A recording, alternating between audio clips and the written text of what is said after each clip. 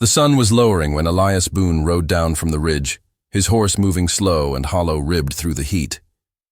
Wind carried the smell of dust and creosote, dry as an old prayer.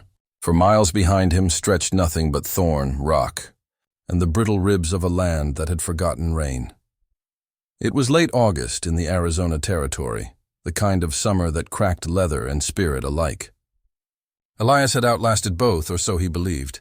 Since Anna died the previous winter, fever taking her in 3 days flat, the house had stood quiet as a grave. He had spoken to no one but the mule and the wind for months. Grief had made him careful, slow, deliberate, a man built out of silence and duty. When he reached the dry creek bed below the burned-out mission, his horse balked. Elias saw movement among the mesquite roots, faint, small, deliberate. He dismounted with his rifle drawn, eyes narrowing. The air trembled with heat. Then he saw them, 3 young women crouched in the dust like shadows come alive. Apache, by their braids and the set of their eyes. Barefoot, hollow-cheeked, wrapped in rags that had once been blankets.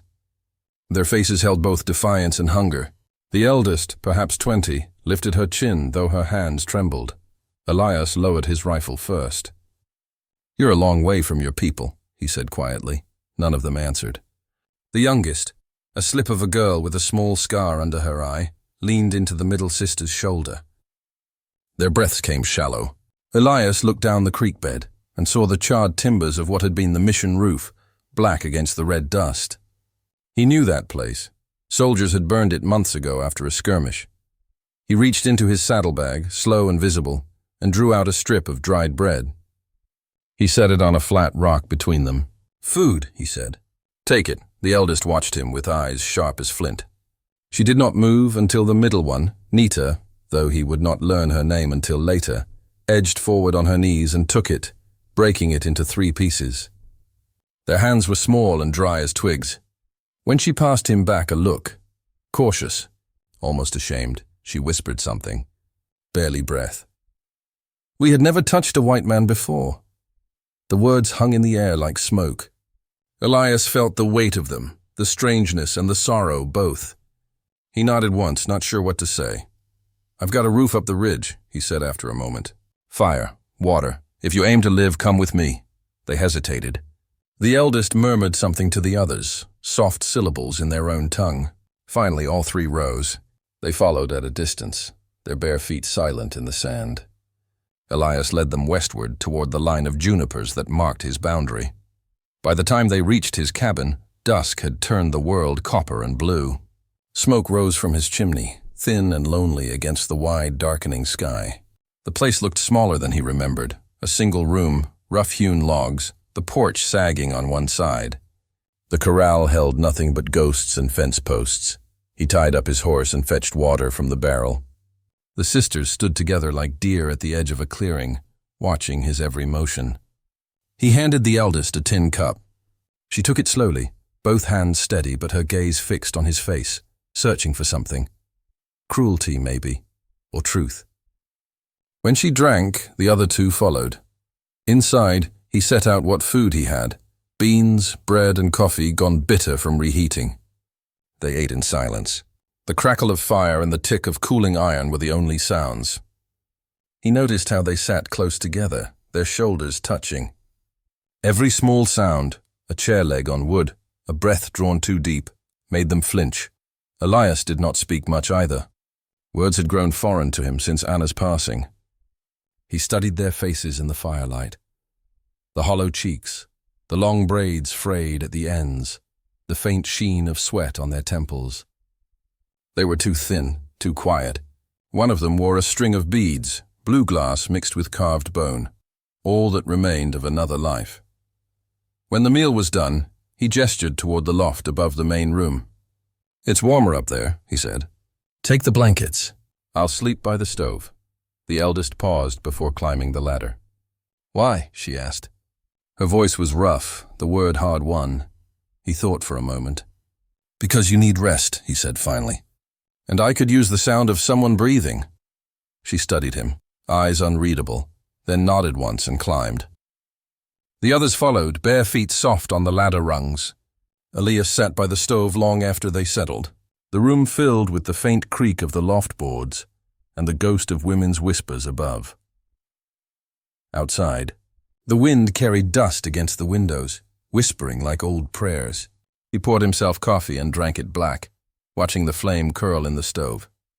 For the first time in a year, he did not feel entirely alone, though he knew the line between company and danger was thin as thread.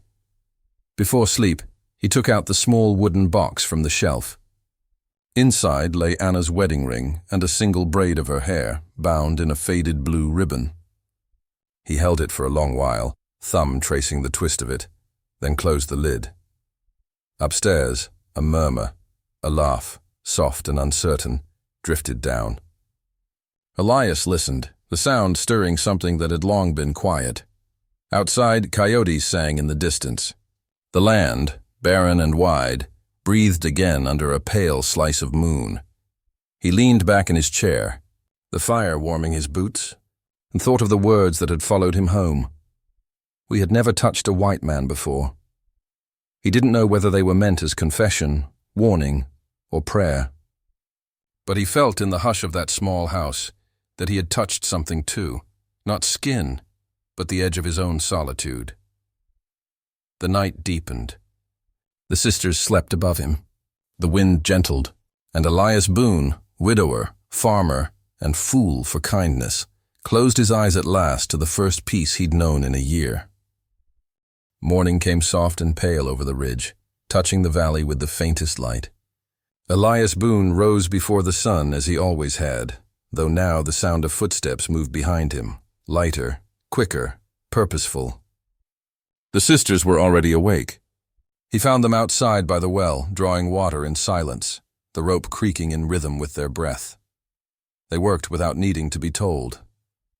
Taza, the eldest, had taken to sweeping the porch each dawn, the bristles scratching against the wood like a heartbeat. Nita tended the hens, murmuring in her own tongue when she gathered eggs from the nests. The youngest, Sani, stacked kindling near the stove, humming under her breath, a tune made of wind and memory. Elias didn't understand the melody, but it seemed older than any hymn he'd ever known. Days began to move again, slow but sure, like the turning of a wagon wheel after a long freeze. Elias plowed the field while the sisters hung laundry on the line, the cloth snapping in the breeze. He repaired fences and tools, the sound of hammer on nail blending with the rhythm of their chores. They didn't speak much to him, but their presence filled the hollow spaces of the farm, like water finding cracks in dry stone. At night, when the wind settled and the crickets began their long chorus, Elias would sit by the stove, boots off, hands rough and aching. From the loft above came the soft murmur of the sisters' voices, low songs, braided in harmony. The words were foreign, but the sound carried sorrow and something tender beneath it. It reminded him of Anna's hymns, not the words, but the way they used to fill a room with ache and hope in the same breath. Once he caught himself humming along before he realized.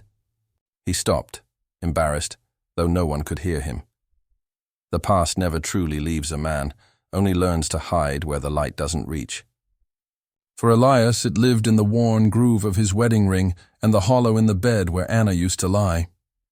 For the sisters, it lived in silence, a discipline carved by loss.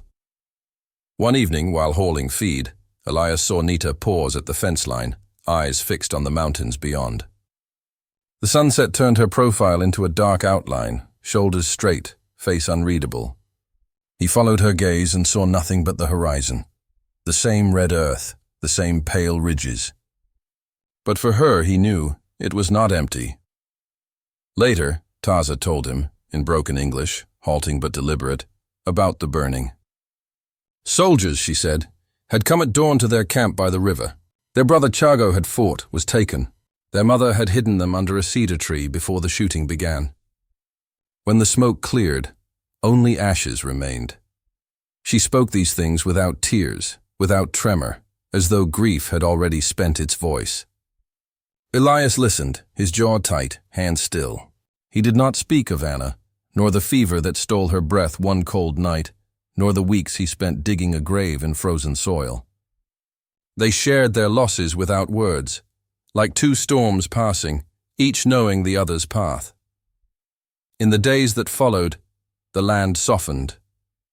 A small rain fell, not enough to fill the creek, but enough to darken the dust. Sani danced in it barefoot, laughing for the first time, her braids whipping against her back. Elias watched from the porch, smiling despite himself. For that moment, the valley didn't seem so lonely. A week later, a trader rode up the ridge, a lean man named Oates, who dealt in flour, bullets, and gossip.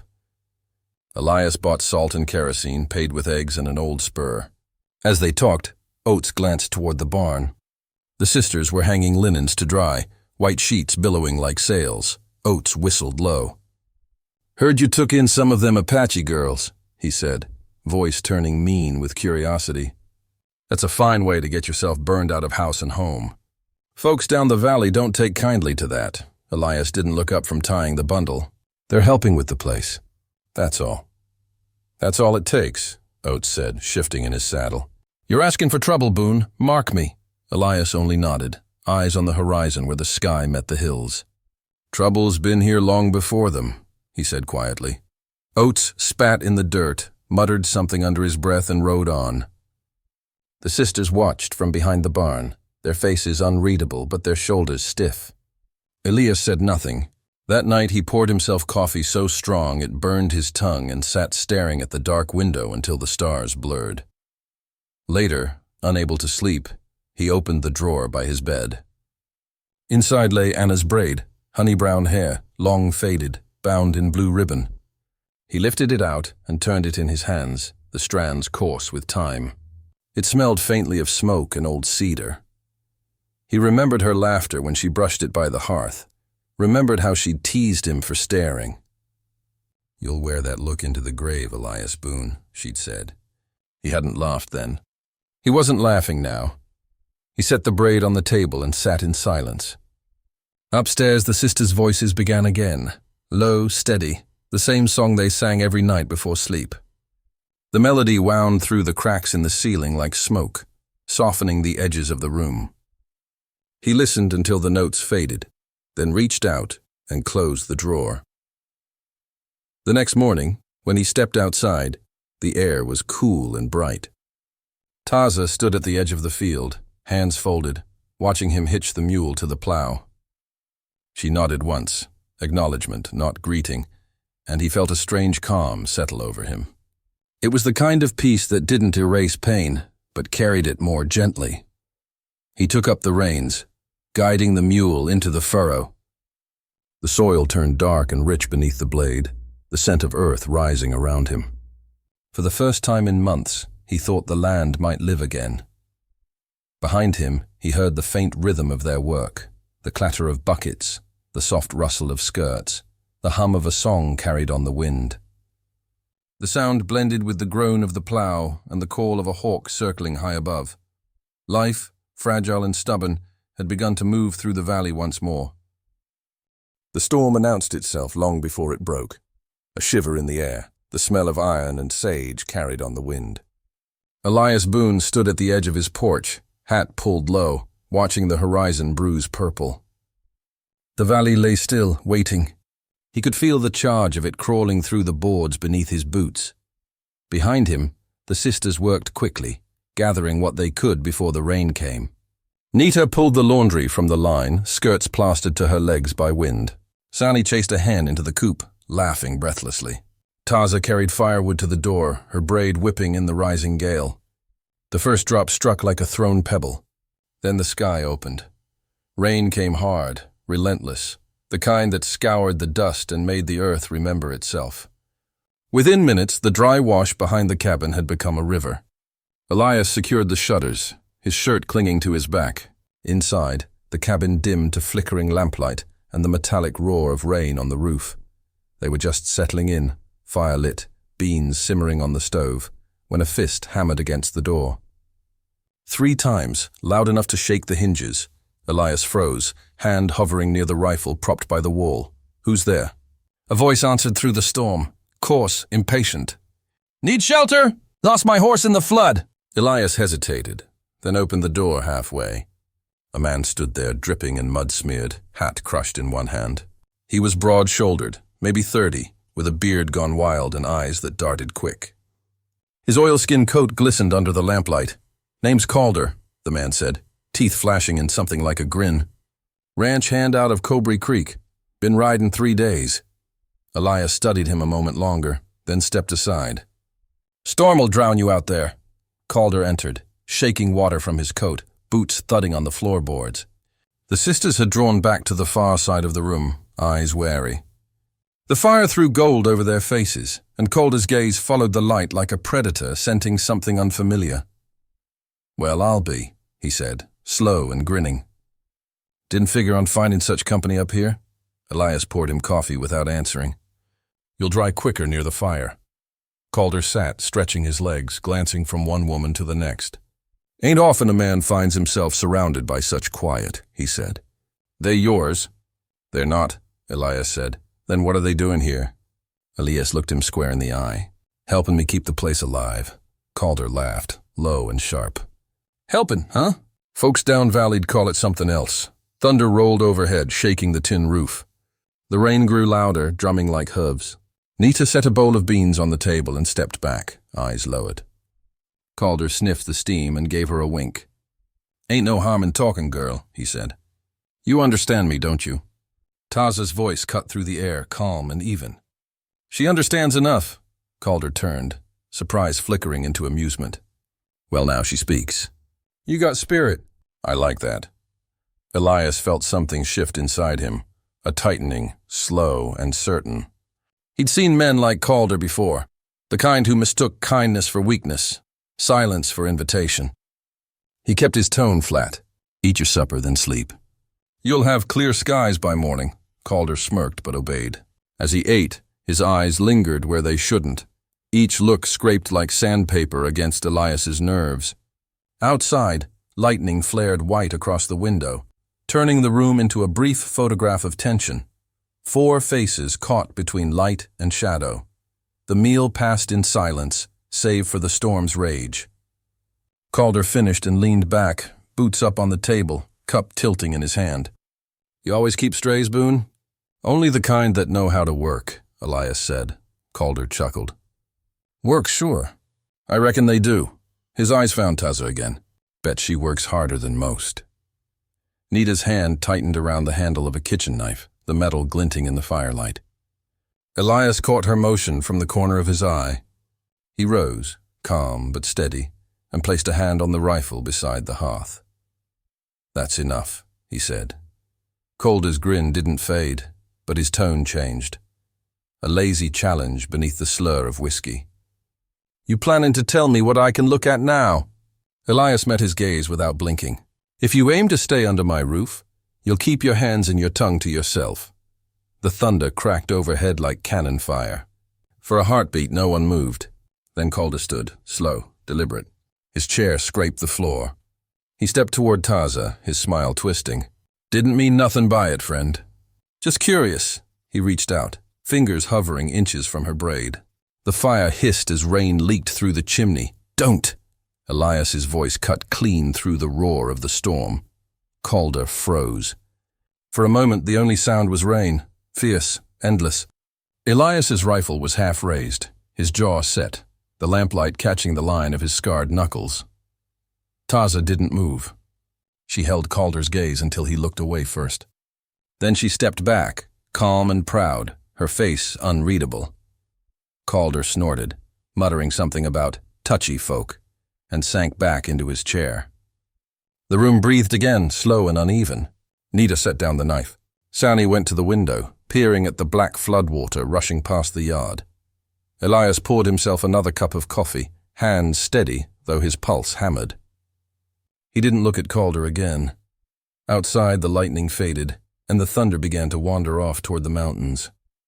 The worst of the storm had passed, though the air inside still crackled with something unfinished. When Calder finally slept by the fire, snoring soft through the hiss of rain, Elias sat by the window and watched the night.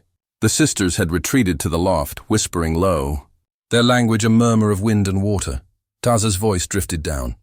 Not words, just tone, a calm that settled around him like a blanket. He thought of what she'd endured to stand unflinching before a man like Calder. Thought of Anna, soft-spoken but strong enough to hold a life together with her hands. Thought of the difference between mercy and defense. Kindness, he realized, could save a soul, but it could not protect one. When dawn came, the storm was gone, leaving the world washed and silent. Calder was still asleep, boots near the ashes. Elias stepped outside, letting the wet earth cling to his boots. The sun broke through the clouds, glinting off the hills like promise. Inside the cabin, a voice began to hum. Low, steady, the same tune as before, but now it felt changed, stronger somehow. Elias listened for a long time before he went back in. The rain ended, but the air did not clear. It clung heavy with the scent of wet earth and smoke, and Calder remained, a shadow at the edge of every doorway. He claimed the trail was still too soft for travel, that his horse needed rest, that he was earning his keep. Elias said little. He could not bring himself to drive another man out into the mud, but every hour Calder stayed made the walls feel smaller. The sisters sensed it too. Their laughter, brief and bird-like, faltered whenever Calder's boots crossed the floor. They stayed mostly in the yard, mending the fence or tending the coop. Taza took charge of the chores, her quiet authority clear, even without words. Nita found comfort in the rhythm of work, hauling water, braiding rope from flax, her fingers sure and swift. Sani hummed as she sewed new curtains from burlap grain sacks, her song a thin thread of light in a darkening house. At dusk, Elias would sit on the porch steps, cleaning his rifle by habit more than need. He watched the clouds thinning over the valley, the slow return of stars. Sometimes Taza joined him, standing a few paces away, her face turned to the same horizon. They never spoke long, but he began to notice the steadiness of her silence. Not fear, not submission, but control. Calder's tone grew sharper as the days passed. He took to drinking from a small flask he carried, muttering about half-breeds and men forgetting their place. Once, when he caught Nita drawing water at the well, he brushed against her shoulder. She froze. Elias saw it from across the yard, the way her hand trembled just before she pulled away. He said nothing then, but that night his temper boiled quiet and deep. After supper, Calder stood outside, boots planted, talking low and ugly. "You think they're yours now, Boone? Strays'll bite once they feel safe enough." Elias stepped out into the dark, jaw tight. The moon caught the edge of his cheekbone, his hand resting near the butt of his revolver. "You'll leave come morning," he said. Calder grinned, a thin crack in his weathered face. "Didn't figure you for the jealous kind." The air broke between them, brittle and sharp.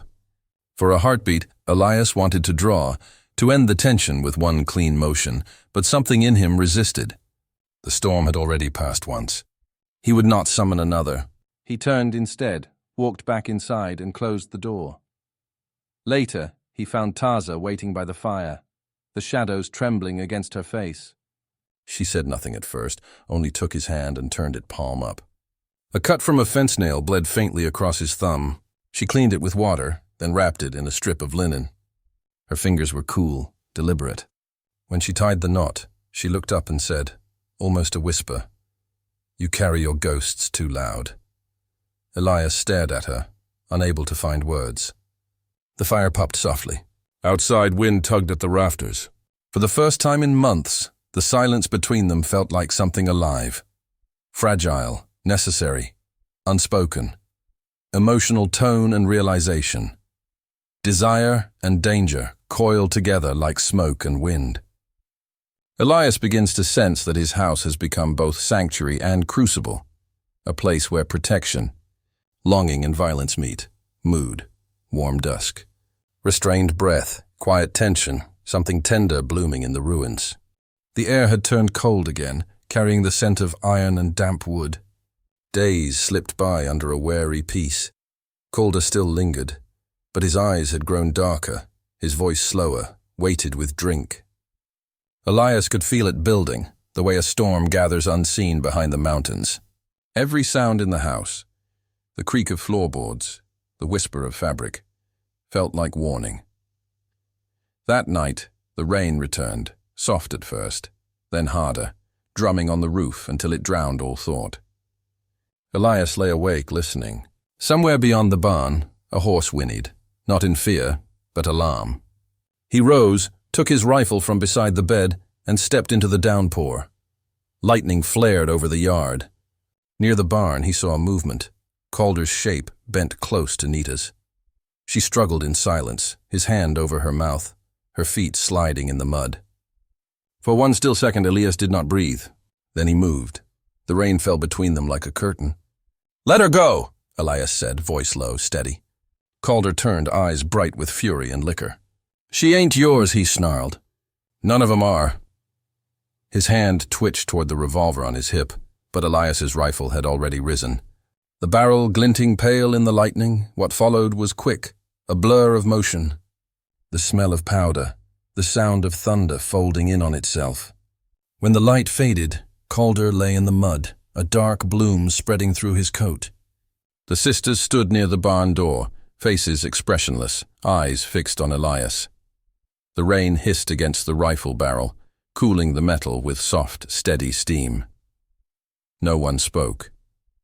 Elias knelt beside the man's body, checking for breath, though he knew there was none. Nita's hair clung to her face. Taza placed a hand on her shoulder. Sani whispered something in Apache, a word that sounded like mercy or release. Together, they watched as the rain began to wash the blood away, leaving only the shape of what had happened. By dawn, the rain had ceased. Mist clung to the ground as they dug the grave behind the barn. The earth was soft and red, easy to move but heavy to bear. They worked in silence, the only sound the scrape of the shovel and the slow exhale of breath. When the hole was filled, the sisters stood over it, heads bowed. Taza spoke in their tongue, a low rhythmic prayer. The wind stirred her hair, and for a moment it seemed the valley itself was listening. Elias removed his hat and stood beside them. There was no relief, no pride, no trembling remorse, only stillness. Calder had been a man long lost to himself, and in ending him, Elias had saved more than one life. Yet the act left no joy, only an aching quiet. Inside the cabin, the fire still burned low from the night before. Elias went to the drawer where his wife's braid had lain all these months, soft, pale, a relic of vows and winters long gone. He held it in his hands, felt the memory of her warmth, and then laid it upon the coals. The flame caught slowly, curling the hair into smoke. Taza stood by the hearth, watching the fire climb. "Fire cleans," she said simply. Her voice was calm, neither sorrowful nor cold, only certain. Elias nodded, eyes on the smoke as it drifted upward, vanishing into the rafters. Outside, the rain began again, gentler this time. The valley breathed, rinsed clean. The sisters prepared coffee and beans. The smell filled the room, sharp and human. For the first time since Anna's passing, Elias felt the weight inside him ease, not gone, but changed, tempered like steel pulled from flame. He sat at the table as the sisters joined him, their faces lit by the faint orange glow. No one spoke, yet something in their silence felt whole, finished, and understood. Emotional tone and realization. Violence becomes purification, not vengeance, but the final act of protection. In choosing to defend rather than destroy, Elias sheds the last remnants of his grief. He has not avenged his past. He has safeguarded his present. Mood, rain-washed soil, smoke rising, the quiet pulse of rebirth in the ashes of fear.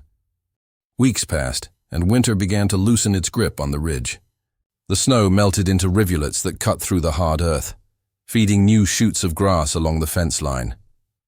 Elias worked there most mornings, mending rails, oiling hinges, and watching the slow return of color to the valley. The air still carried the smell of damp cedar and ash, but life was finding its way back. The sisters had settled into the rhythm of the days. Nita planted beans and corn in the softening soil. Sani gathered wild herbs from the hills, and Taza often rode with Elias to fetch water from the creek. They spoke little of what had happened, yet every gesture held a quiet understanding, the kind forged in the shared act of survival. It was mid-morning when the riders appeared, 4 lawmen, dust-caked and wary, their silhouettes cresting the ridge like a line of ghosts.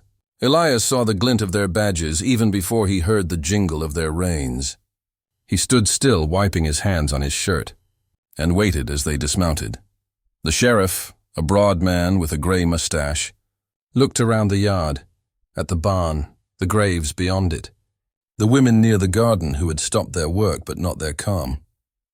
"We heard tell of a gunfight," he said. "A man named Calder. Folks in town say he rode this way but never came back." Elias met his eyes. "He was here," he said simply. "He died here. I buried him myself." The lawman studied him for a long moment. "You bury all your troubles, Boone?" "Only the ones that need it." The silence that followed stretched thin. The sheriff shifted his weight, gaze flicking to the sisters, to Taza's steady eyes, to Nita's hand still resting in the dirt, to Sani's quiet stillness by the doorway. Whatever he saw there softened something in him. He tipped his hat, slow and deliberate. "Worlds wide," he said finally. "Too wide for certain kinds of justice." Elias nodded once. The men mounted up, turning their horses toward the valley. The sound of hooves faded into the wind, leaving behind only the creak of the gate and the call of a crow somewhere far off. That night, the house was very still. The storm of weeks past felt like something dreamt, a memory burned down to its last ember. Elias sat by the hearth, the fire low, the shadows long. Taza sat across from him, weaving strips of flax into a small braid.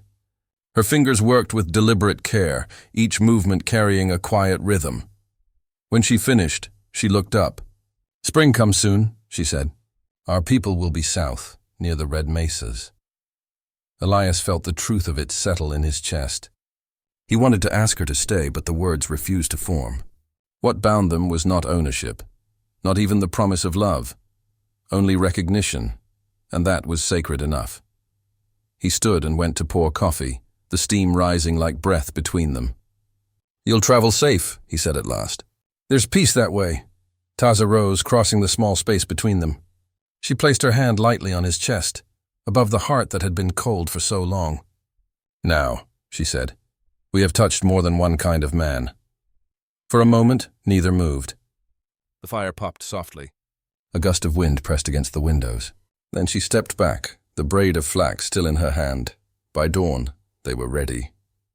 The sisters packed what little they owned, a blanket, a tin cup, a bundle of cornmeal. Elias helped saddle the old mare they would share, his hands steady but his throat tight. When they mounted, Taza leaned down and placed the braid on the porch rail.